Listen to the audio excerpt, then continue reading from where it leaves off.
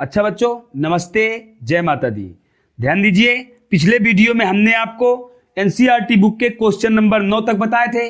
अब हम आपको क्वेश्चन नंबर 10 बताने जा रहे हैं। क्वेश्चन नंबर 10 क्या है, ध्यान से सुनना। कह रहा सिद्ध कीजिए महत्तम पूर्णांक फलन एफ ऑफ एक्स बराबर महत्तम फलन x 0 is less than x is less than 3, x बराबर 1 और एक्स बराबर 2 पर अवकलित नहीं है। प्रश्न है सिद्ध करो एफ ऑफ एक्स बराबर महत्तम फलन एक्स और कैसा है ये, कामा 0 is less than x is less than 3, 0 और 3 के बीच है, एक्स बराबर 1 तथा एक्स बराबर 2 पर कह रहा अवकलित नहीं है। ठीक, तो बच्चों हम एक एक बिंदु लेकर चलेंगे। पहले आप x बराबर 1 पर देख लीजिए, फिर आप x बराबर 2 पर देख लेना। ठीक है, तो देखिए हल आंसर इसका x बराबर 1 के लिए आप क्या लिखोगे, लेफ्ट हैंड डेरिवेटिव।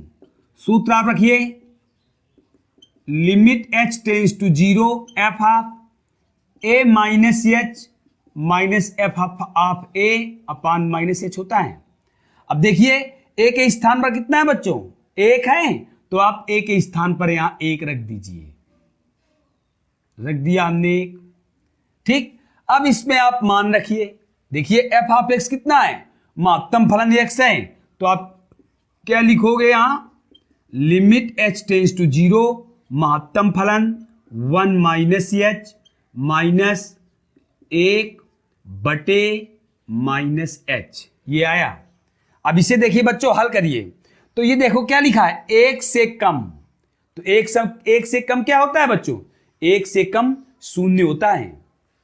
1 से कम शून्य होता है कि नहीं होता है, तो 1 माइनस एच, 1 माइनस एच है, महत्तम फलन है। और इस महत्तम फलन का अर्थ क्या होता है पहले जान लीजिए। इसका अर्थ है यक्स या यक्स से कम, इसका अर्थ ये है। तो इसका अर्थ क्या हो जाएगा, 1 माइनस एच या 1 माइनस एच से कम। तो 1 माइनस एच से कम कितना हो जाएगा, इसका मान हम मान देंगे 0। Limit h tends to 0 0 minus 1, इसका 1 लिखा है तो 1 ही लिख देंगे, बटे माइनस h। अब h कितना आ गया यहां, ये आया limit h tends to 0 minus 1 बटे माइनस h। अब h टेंस टू 0 पर कितना आया, 1 बटे 0 इक्वल इनफाइनाइट आ गया। अब इसी प्रकार आप लिखोगे right hand derivative. Right hand derivative में सूत्र limit h tends to 0 f of 1 plus h minus f of 1 upon h. रखिए मान, तो फिर इसी में रखना है आपको, लिमिट h टेंस टू 0 महत्तम फलन 1 प्लस एच 1 अपान एच।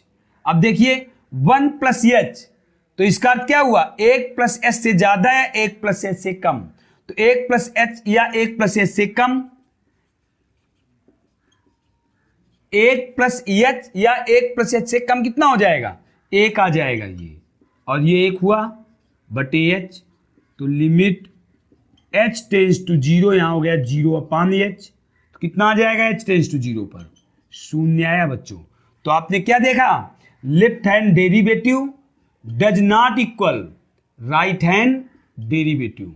ये दोनों बराबर नहीं है, और बराबर नहीं है तो इसका मतलब x बराबर 1 पर अवकलित नहीं है। लिख दोगे x बराबर 1 पर अवकलित नहीं है। ये पूरा हो गया। ठीक है, फिर इसके बाद आगे देखोगे x बराबर 2 के लिए, तो देखो सूत्र हमारे यही लिखे रहेंगे। x बराबर 2 के लिए आप आइए, x बराबर 2 के लिए x बराबर 2 पर आइए। तो x बराबर 2 पर आप जब देखोगे तो क्या लिखोगे, देखिए x बराबर 2 पर लिमिट, सूत्र यही लगेगा, h tends to 0 f of 2 minus h f of 2 upon h minus का। अब इसमें बच्चों आप मान रखो, तो मान कैसे रखोगे, देखो लिमिट h टेंस टू 0, आप इसी में मान रखोगे, महत्तम फलन 2 माइनस एच -2 अपान -h। अब आप इसे सरल कर लो, तो limit h tends to 0, 2 minus h, इसका अर्थ क्या है, ये तो वास्तव में 2 से कम ही है, और महत्तम फलन का अर्थ भी होता है कि 2 माइनस एच या 2 माइनस एच से कम। तो 2 माइनस एच कितने के बराबर हो जाएगा, 1 हो जाएगा, पूर्णांक तो हमें 1 मिलेगा, ठीक है। माइनस कितना हो जाएगा, 2 ही रख दोगे, अपान माइनस एच, तो कितना आया, लिमिट h टेंस टू 0 -1 बटे -h, तो हो जाएगा प्लस। अब h टेंस टू 0 पर कितना आया, 1/0 इक्वल इनफाइनाइट आ गया, ठीक है। फिर लेफ्ट हैंड डेरिवेटिव, अब राइट हैंड डेरिवेटिव में क्या लिखोगे, F half 2 plus h minus F half 2 upon H. अब इसमें आप मान रखो तो कितना हो जाएगा, 2 प्लस एच -2 अपान एच, और लिमिट h टेंस टू 0, वैसा ही हल है, 2 प्लस एच कितना हो जाएगा, 2 हो जाएगा, -2 अपान एच, और ये लिमिट h टेंस टू 0 है, तो कितना आ जाएगा यहां, limit h tends to 0 0 upon h, तो h टेंस टू 0 पर मान कितना आया, 0 आया। तो देखो बच्चों, यहां कितना आया, इनफाइनाइट, और यहां कितना आया, 0। तो हमने क्या देखा, हमने देखा left hand derivative does not equal right hand derivative, तो अर्थात x बराबर 2 पर भी अवकलित नहीं है, इस पर भी अवकलित नहीं है। तो देखिए, जैसे x बराबर 1 पर आपने निकाला था, वैसे ही x बराबर 2 पर निकाला है।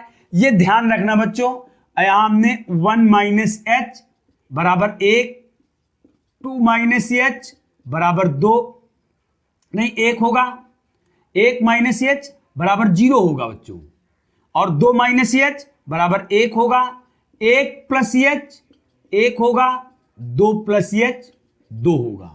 इनका प्रयोग किया जाएगा महत्तम फलनों में, जो हमने किया इस प्रश्न में, ठीक है। और आप हल कर लोगे अच्छी तरीके से, कोई दिक्कत नहीं है। फिर आगे अगले क्वेश्चन में आप आइए। अगला क्वेश्चन क्या है, अगला क्वेश्चन है एनसीईआरटी बुक का।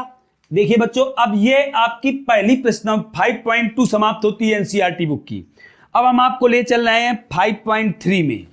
तो 5.3 में आइए बच्चों, 5.3 में है निम्नलिखित प्रश्नों में हमें dy बटे dx के मान ज्ञात करने हैं। आसान है, सरल है, ध्यान देना आपको। हमें यहां समीकरण दिए हुए हैं। जैसे पहला क्वेश्चन है 2x plus 3y equal sign x, और हमें इससे dy बटे dx के मान ज्ञात करने हैं।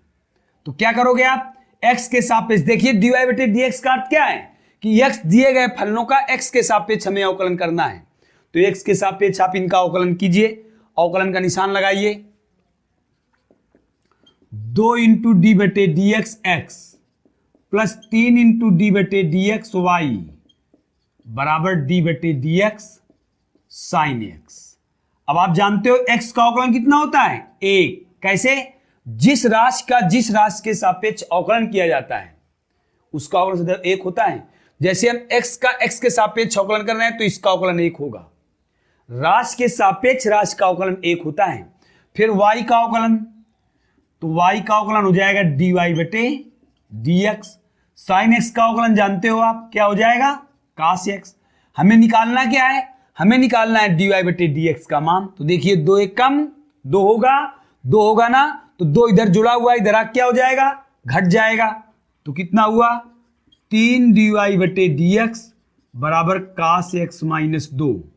तो dy बटे dx बराबर कितना हुआ, cos x माइनस 2 बटे 3। यही हमारा उत्तर हुआ।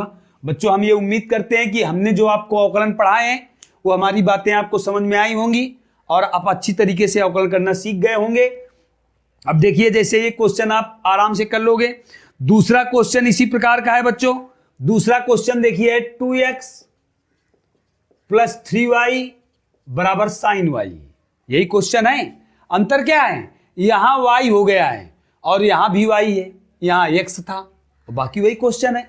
आप जब जिसको करोगे तो क्या लिखोगे इसमें, 2d बटे D X X plus 3d बटे डी एक्स वाई डी बटे डी एक्स साइन वाई।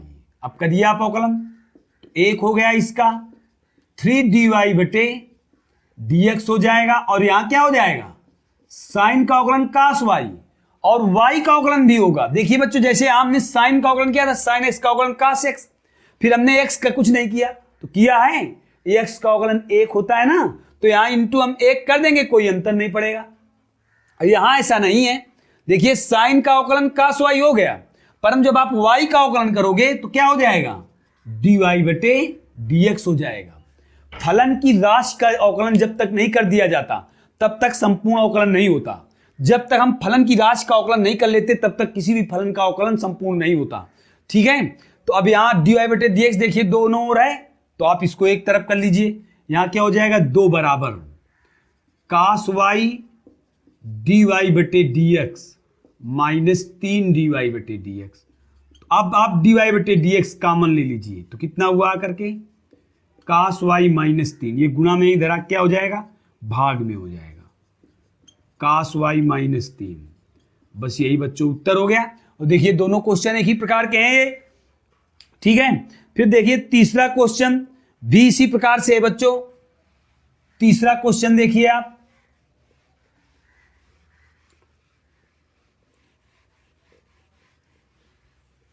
तीसरा क्वेश्चन क्या है, तीसरा क्वेश्चन है ax plus B Y square बराबर cos Y, ax plus B Y square बराबर कास वाई। अब आप इसका अवकलन करो, डी बटे D X X plus B D बटे D X Y square D बटे डी एक्स कास वाई, वही चीज है। x का अवकलन तो आप जानते ही हैं, एक हो जाएगा।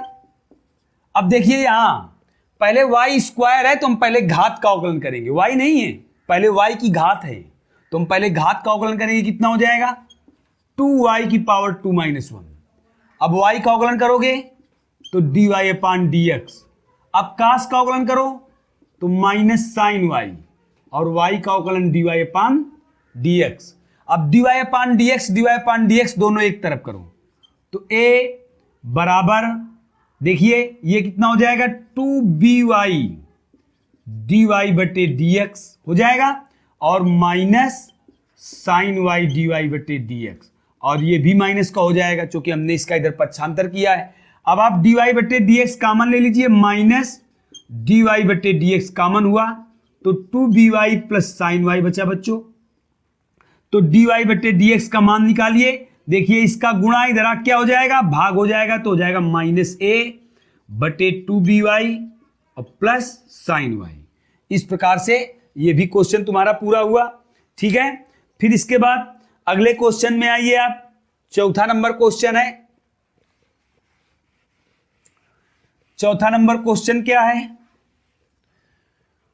चौथा नंबर क्वेश्चन है x y plus y square बराबर 10x plus y, x y plus y square बराबर 10x प्लस वाई। ठीक है, तो अब देखिए बच्चों, अब हमें y यहां कितने बार है, 3 बार, और ध्यान दीजिए यहां दो फलनों का गुणनफल लगेगा, x इंटू वाई लिखा हुआ है, तो करोगे यहां क्या लिखोगे, प्रथम फलन इंटू द्वितीय का अवकलन प्लस द्वितीय फलन इंटू प्रथम का अवकलन प्लस डी बटे डी एक्स वाई स्क्वायर बराबर डी बटे डी एक्स टेन एक्स और प्लस डी बटे डी एक्स वाई। तो देखिए x y का अवकलन x के सापेक्ष dy अपान डी एक्स, वाई x का अवकलन हुआ 1, फिर y स्क्वायर करोगे, अभी अभी हमने बताया था आपको 2y dy बटे, पिछले क्वेश्चन में बताया था 10x का अवकलन सेक स्क्वायर x और इसका हुआ dy बटे। अब देखो बच्चों dy बटे dx कितनी जगह है, 3 जगह है, तो आप इनको एक जगह एकत्रित करो,